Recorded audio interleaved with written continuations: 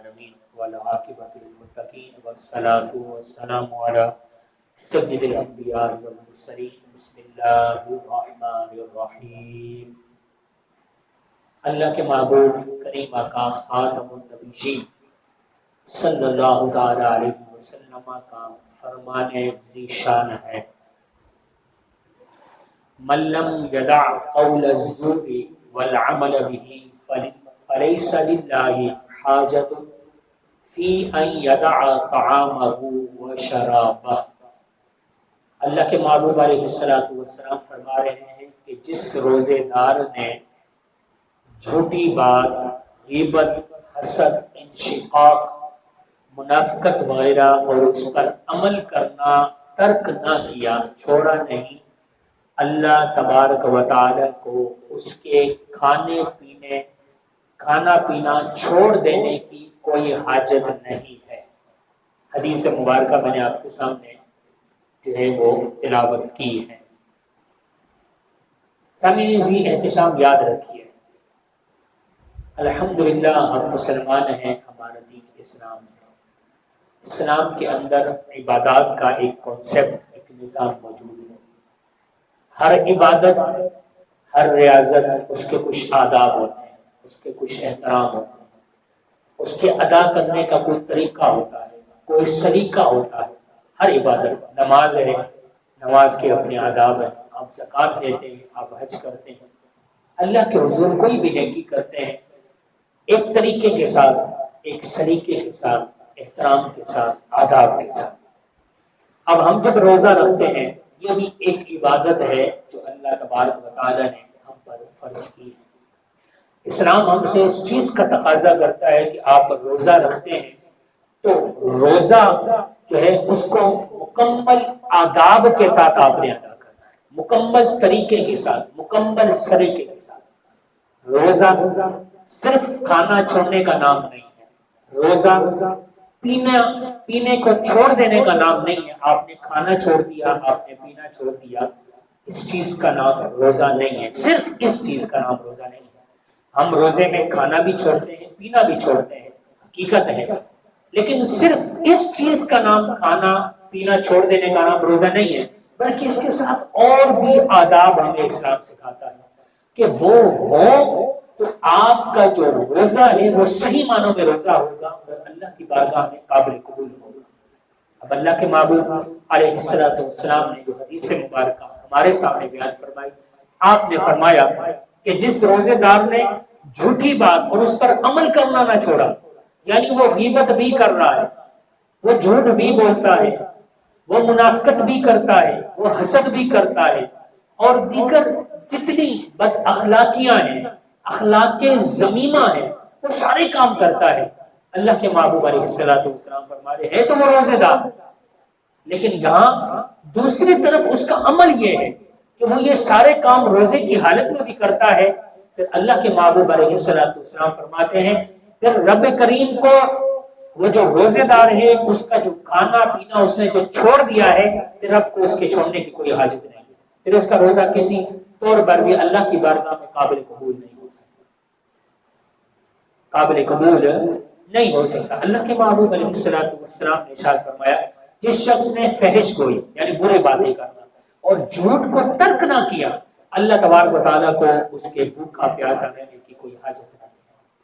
وہ زبان سے فحش گوئی بھی کرتا ہے، بری باتیں بھی کرتا ہے، غیبت بھی کرتا ہے، جھوٹ بھی بولتا ہے، گالیاں بھی دیتا ہے، یہ سارے معاملات کرتا ہے، روزہ بھی اس نے رکھا ہوا ہے، پھر اس بندے کا روزہ کسی طور پر بھی قابل قبول اللہ کی بارگاہ میں نہیں۔ پھر رب کریم کو کوئی حاجت ارشاد فرماتا ہے مجھے تیرے کھانے پینے چھوڑ دینے کی کوئی حاجت نہیں ہے اے بندے، اس لیے کہ ایک طرف تو روزہ بھی رکھتا ہے، دوسری طرف وہ سارے معاملات بھی کرتا ہے جو روزے میں منع کیے گئے، جو روزے کے آداب کے خلاف ہیں، تم کیوں کرتے ہو؟ اللہ کے محبوب علیہ السلام نے ارشاد فرمایا کہ کسی کو گالی مت دو۔ اللہ کے محبوب علیہ السلام نے ارشاد فرمایا جبکہ تم روزے سے ہو، اگر تمہیں کوئی گالی دے دے تو تم اسے کہہ دو کہ میں روزے سے ہوں، اگر کھڑے ہو تو بیٹھ جاؤ، اس وجہ سے کہ تمہارا غصہ ٹھنڈا ہو جائے۔ روزے سے ہو تو سامنے والا روزے سے ہے، کچھ بھی ہے، روزے سے ہو یا نہ ہو، اسلام نے تو ہمیں منع کر دیا کہ آپ سامنے والے کو گالی مت دو، گالی اسلام نہیں سکھاتا۔ ایک مسلمان کی زبان پر اگر کوئی بات اچھی لگتی ہے تو رب کا کلام اچھا لگتا ہے، اللہ کے محبوب کا فرمان اچھا لگتا ہے۔ زبان بنائی ہی اس لیے گئی کہ اس سے ہمیشہ اچھی بات بولو، سامنے والے کو اتنی پیاری بات بولو کہ اس کا دل خوش ہو جائے، وہ آپ سے بات کرنے پر بار بار راضی ہو۔ گالی نہ دو۔ اگر کوئی سامنے والا آپ کو گالی دیتا ہے، آپ روزے سے ہو تو آپ خاموش ہو جاؤ، اسے کہہ دو بھائی میں روزے سے۔ گالی دینے سے بھی منع کیا گیا۔ ایک مرتبہ ہوا یہ، اللہ کے محبوب علیہ الصلوۃ والسلام کی بارگاہ میں ایک بندہ آیا، دو عورتوں نے روزہ رکھا ہوا تھا، توجہ سے، دو عورتوں نے روزہ رکھا ہوا تھا۔ ایک بندہ آیا، آ کر عرض کرنے لگا یا رسول اللہ صلی اللہ تعالیٰ علیہ وسلم، ان دو عورتوں نے روزہ رکھا ہوا ہے اور پیاس کی وجہ سے یہ قریب المرگ ہیں کہ ہو سکتا ہے کہ ان کا انتقال نہ ہو جائے۔ اللہ کے محبوب علیہ الصلوۃ والسلام نے اپنا چہرہ مبارک پھیر دیا، آپ نے ان کی طرف توجہ نہ فرمائی۔ وہ شخص پھر عرض کرنے لگا، اللہ کے محبوب علیہ الصلوۃ والسلام سے دوبارہ اس نے جب ارشاد فرمایا کہ قسم بخدا یہ مر جائیں گی، ان کے ساتھ یہ مسئلہ ہے۔ اللہ کے محبوب علیہ الصلوۃ والسلام نے ان کو بلایا، وہ حاضر ہوئی۔ جب حاضر ہوئی، آپ علیہ الصلوۃ والسلام نے ایک پیالہ یا بڑا طباق جس کو تھال بولتے ہیں وہ منگوایا۔ دونوں عورتیں بھی حاضر ہو گئی، آپ نے پیالہ یا تھال منگوایا۔ اللہ کے محبوب علیہ الصلوۃ والسلام نے دونوں عورتوں میں سے ایک کو حکم دیا کہ الٹی کرو، کیا کرو؟ الٹی کرو۔ اب اس نے جب الٹی کی تو اس الٹی کے اندر پیپ بھی نکلا، خون بھی نکلا، گوشت بھی نکلا، اتنی الٹی کی کہ آدھا پیالہ بھر گیا۔ گوشت بھی نکلا، پیپ بھی نکلی، خون بھی نکلا۔ اللہ کے محبوب علیہ الصلوۃ والسلام نے دوسری عورت سے ارشاد فرمایا تم بھی الٹی کرو۔ اس نے بھی جب الٹی کی تو اس کے ساتھ بھی یہی ماجرا ہوا، پیپ بھی نکلا، خون بھی نکلا، گوشت بھی نکلا۔ جب یہ کہانی ہو گئی، اللہ کے محبوب علیہ الصلوۃ والسلام نے ارشاد فرمایا کہ ان دونوں نے روزہ تو ان چیزوں سے رکھا تھا کہ جنہیں اللہ تبارک و تعالیٰ نے حلال قرار دیا۔ انہوں نے جب روزہ رکھا تھا یعنی جو کھایا پیا تھا وہ تو ان چیزوں سے رکھا تھا جو رب نے حلال قرار دی ہے، لیکن اب جب ان عورتوں نے روزہ جو توڑا ہے نا، ان چیزوں کے ساتھ توڑا ہے جن کو رب نے حرام قرار دیا۔ کیا مقصد؟ مقصد یہ تھا کہ اللہ کے محبوب علیہ السلام نے ارشاد فرمایا کہ یہ ایک دوسرے کے پاس بیٹھتی تھی تو لوگوں کے گوشت کھانا شروع کر دیتی تھی۔ مقصد یہ تھا کہ روزے کی حالت میں یہ ایک دوسرے کے پاس بیٹھ کر لوگوں کی غیبت کرنا شروع کر دیتی تھی۔ یہ روزے کی حالت میں تھی، روزہ تو انہوں نے حلال چیزوں سے رکھا تھا، لیکن اب جب ایک دوسرے کے پاس بیٹھتی تھی تو لوگوں کی غیبتیں شروع کر دیتی تھی۔ اور قرآن نے ہمارے سامنے ذکر کیا کہ ایک دوسرے کی غیبت مت کرو، اپنے بھائی کی غیبت مت کرو، ایسا ہے کہ جیسے تم مردار بھائی کا گوشت کھاتے۔ ایک دوسرے کے پاس بیٹھتی تو غیبتیں کرتی تھی۔ اللہ کے محبوب علیہ السلام نے جب فرمایا الٹی کرو تو آپ نے دیکھا کہ گوشت بھی نکلا، خون بھی نکلا، پیپ بھی نکلی، تب جا کر ان کی حالت بہتر ہوئی۔ تو اندازہ لگائیے کہ روزے کے بہت سارے آداب ہوتے ہیں، ان آداب میں یہ بھی ہے۔ آج ہم امت مصطفیٰ صلی اللہ تعالیٰ علیہ وسلم، اللہ تعالیٰ نے ہمیں بڑی شان دی ہے کہ ہم خاتم النبیین، تاجدار ختم نبوت صلی اللہ تعالیٰ وسلم کی امتی ہیں۔ ہمیں وہ سزائیں نہیں مل رہی جو پہلی امتوں کو ملا کرتی تھی، ہمیں نہیں ملتی، اس لیے کہ ہم اللہ کے محبوب علیہ السلام کی امتی ہیں۔ رب نے عذاب کو ان سے دنیا میں سے ہٹا دیا، لیکن ہمیں کوشش کرنی چاہیے کہ ہم اپنا روزہ خراب نہ کریں۔ اللہ کے محبوب علیہ السلام فرماتے ہیں کئی روزے دار ایسے ہیں کہ انہیں ان کے روزے سے سوائے بھوک کے کچھ بھی حاصل نہیں ہوتا۔ یہ توجہ والی بات ہے۔